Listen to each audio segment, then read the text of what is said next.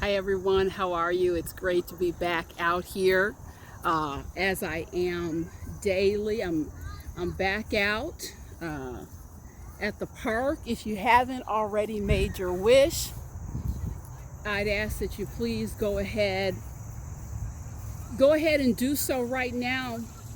You guys, this is a channel that checks the boxes for you. Mental health, movement, motivation. I walk daily, guys, and I love to take you along with me on these walks. Fantastic, amazing, and rejuvenating. I want to remind you, hold the date of December 7th. That's the next transformation retreat. Home for the holidays. Come on home. Come on home. It's going to be an awesome and uplifting experience for you. You guys, let's jump into the content. This message is a healing message on contact. And I really want you to lean in to what I have to share. Title of our video today is Your Traumatic Self. Your Traumatic Self, and how to break that bond. Now, a lot of times we're going through life, we're having experiences, relationships may not be going your way. Inside of yourself, you're not positioned and feeling empowered in the way you know you want to be. And I have to tell you, a root cause, I'm just going to lay it out here today, is being over-identified with your traumatic, I'll say it slowly, being over-identified with your traumatic self. What do I mean by that? Let's go into it a little bit deeper. Trauma, any kind of trauma, but I'm specifically going to be dealing with childhood trauma today that generally can manifest into adulthood. We're talking about abuse. We're talking about neglect. You may have seen things in your early life that just traumatized you, and it was not necessarily resolved.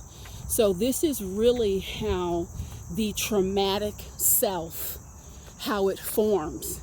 And what can happen as we're coming of age, and if you don't have a stopgap at some point, if you don't have an intervention, so to speak, this traumatic self, it takes hold. And what can happen is you become over-identified. You can become over-identified with that trauma. And as you're coming of age, there's no coherent narrative within yourself that forms. What do I mean by no coherent narrative? Great many folks that I've worked with over the years, as they reflect on their childhood, their past, they may say to me, Sheila, I really don't recall great portions of my childhood coming of age, or there's whole pieces that I'm kind of confused about. So the coherent narrative is jumbled up. Not only did they not get an opportunity to form a healthy narrative, a negative narrative was formed that they fully did not get the opportunity to sort it out, to develop, and to understand why they're feeling the way they're feeling, why certain choices are being made in the context of daily life. So I want to share some examples with you, and then I want to talk about some solutions. This is a solution-driven program. I want to discuss some solutions on how you can break the bond with your traumatic self. Because folks, I want to tell you, it's something that if you don't resolve it, I've seen an over-identification with the traumatic self literally messes up people's lives, period. And the thing I want you to understand, the base response, the core part of the solution is stopping and to realize how much of your life you are living through the lens of your traumatic self. Let me give you an example. I was working with a woman a few years ago, nice lady. Something happened with my daughter. I needed to reschedule an appointment. I had a bit of a lag, and I want to stress this was an emergency situation. I had a bit of a lag in getting back with her. And this woman, in no short order, guys, she blasted me. She said, you know what? If you're not going to be here for me, if you're not going to be available, if you're not going to be consistent, this is just not going to work out. Now, mind you, there had been first time any rescheduling had occurred, dealing with an emergency, and I'll tell you, it was an absolutely overblown, it was an overblown response. The reason that I did not get angry at her and the reason I walked her through that toward a resolution, because I knew what it was. This woman had been severely neglected by both of her parents, had abandonment issues big time, and it played itself out in just a basic general circumstance. It can come up in life. Things do happen. People do need to reschedule. But what happens in a situation like that, when you are experiencing it through the lens of your traumatic self, something that is a simple molehill, just a tiny little issue, a pebble in the road, becomes a giant boulder that you struggle to move past. This is what the traumatic self does, you guys. And this is what I want you to understand. Through the lens of the traumatic self, everything that you experience will become overblown, distorted, and magnified to epic proportions. You can start to see how living through your traumatic self can easily destroy a great many relationships in your life. Second example that I want to give to you. A man comes to me. He says, I am 50-something years old, and I simply cannot put it together why I am constantly getting walked on in my relationships. They start out well enough, and before you know it, I'm paying people's mortgages.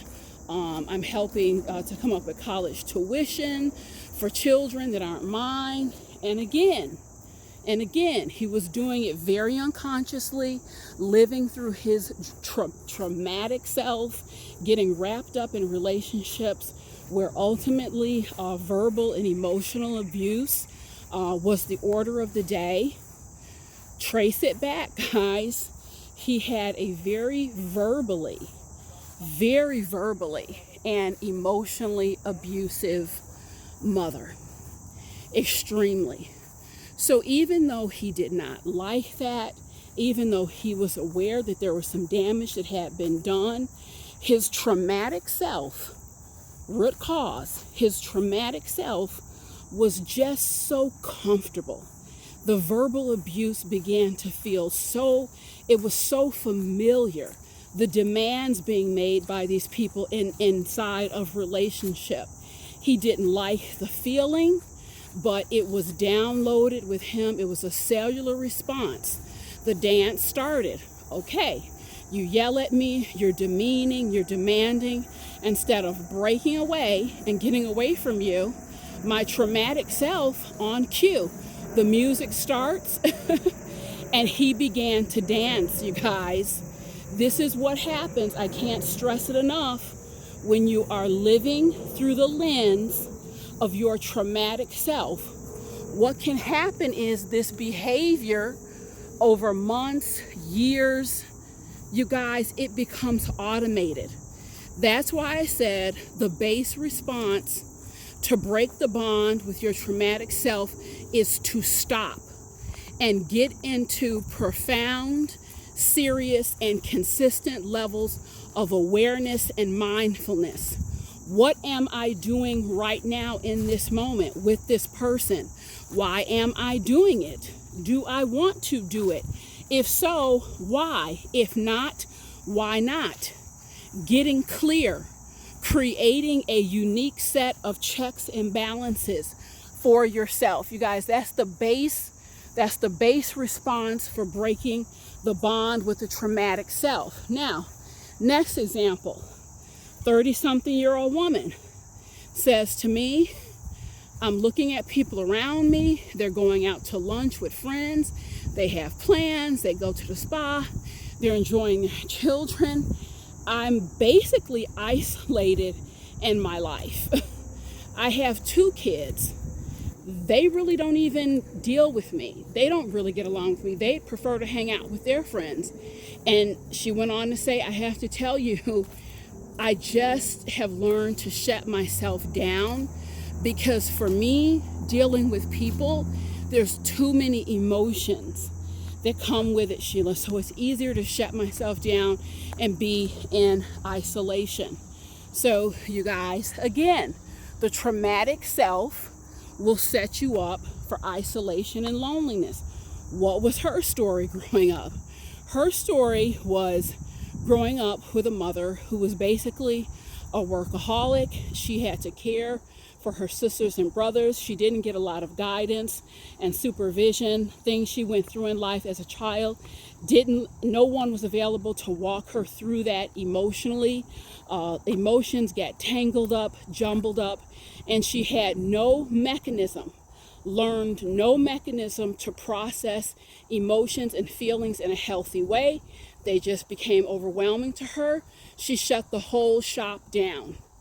So that's how you get to be 30 plus years old with no friends, no social outlets, because you shut down. The traumatic self will do that. And the traumatic self will also tell you, coming up through the years, this is the best way to operate. Just be in isolation. And so your life becomes something of a major distortion.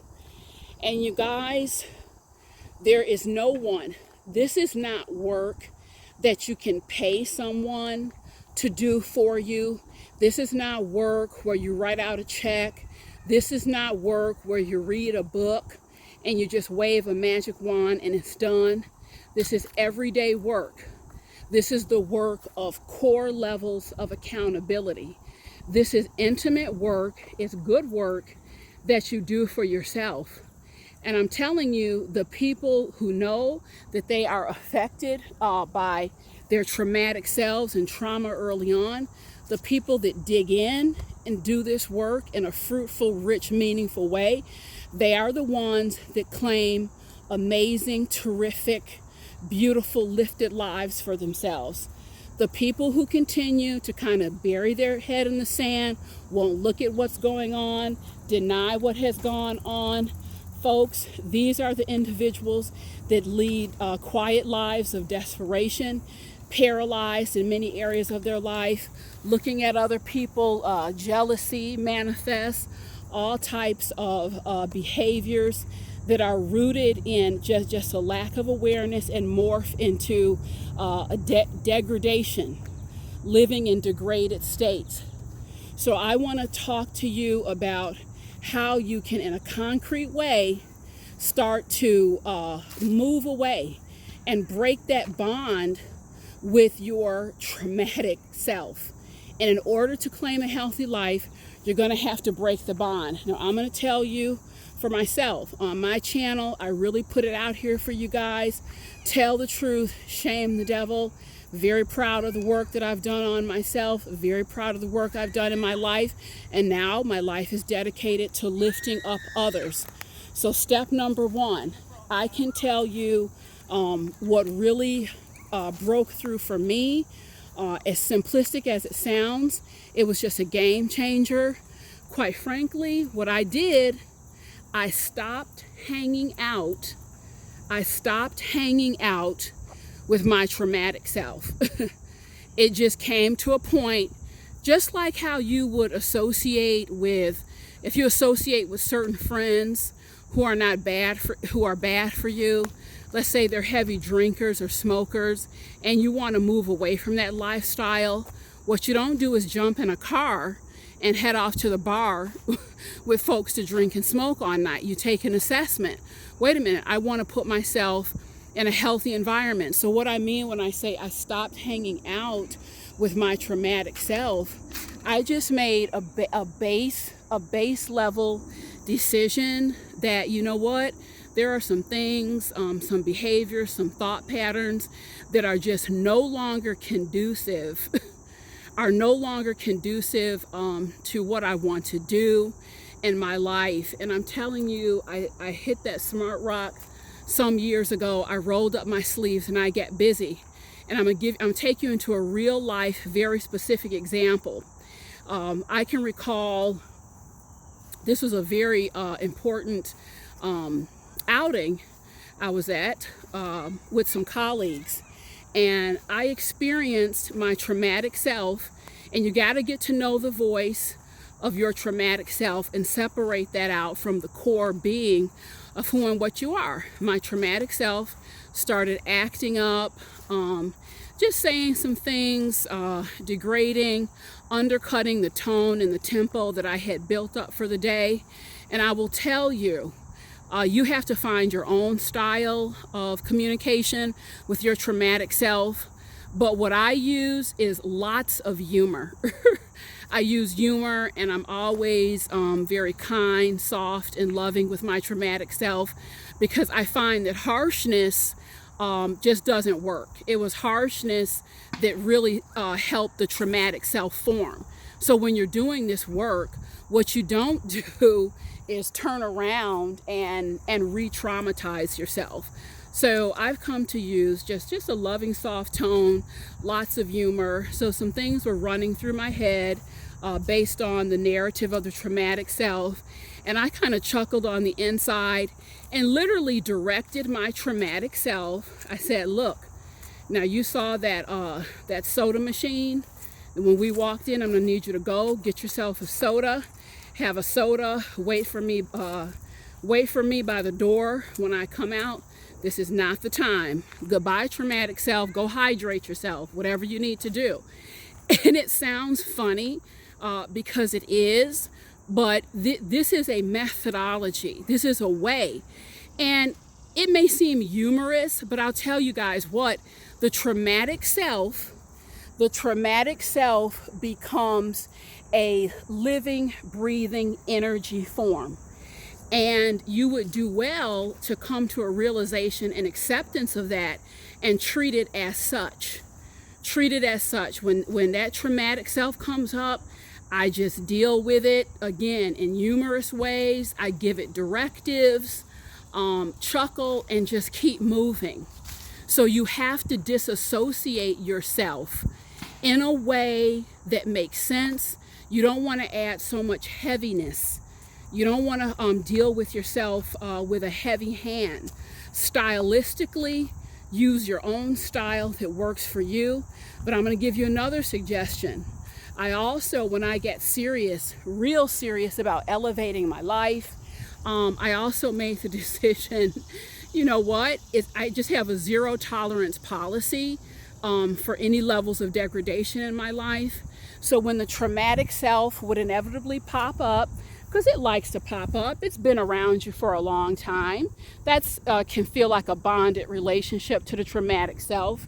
So what I would do is say, okay, you still want to hang out. So I would simply say to the traumatic self, you know what, you can go ahead and hang out, but you can do that by observing me. live healthy, be happy. So I would simply just imagine the part of myself that is traumatic, the traumatic self, wanting to tap me on the shoulder. You could stay in the room, but I'm going to ask you to sit on the floor, be quiet, and observe me living a healthy, fabulous life. And I would literally just have that visual. And you guys, I have to tell you, it works. This stuff I'm sharing with you, the techniques, fabulous, powerful, puts you back in the driver's seat. You have to find your balance and a way to manage and take control of that energy. And what this channel does is strategy for implementation. It's not airy-fairy stuff. I'm giving you the strategy on what you can plug and play and implement immediately. So you guys, just want to give you something to think about. I see my little Sophie running across the field. We're out here with Mr. Kiss, our dog Gizzy. We're going to get into some fun stuff. You guys, enjoy your life. If you're loving the content, subscribe, share it with your friends. Sophie, say hi. So I'll check you guys out soon. Thanks. Bye-bye.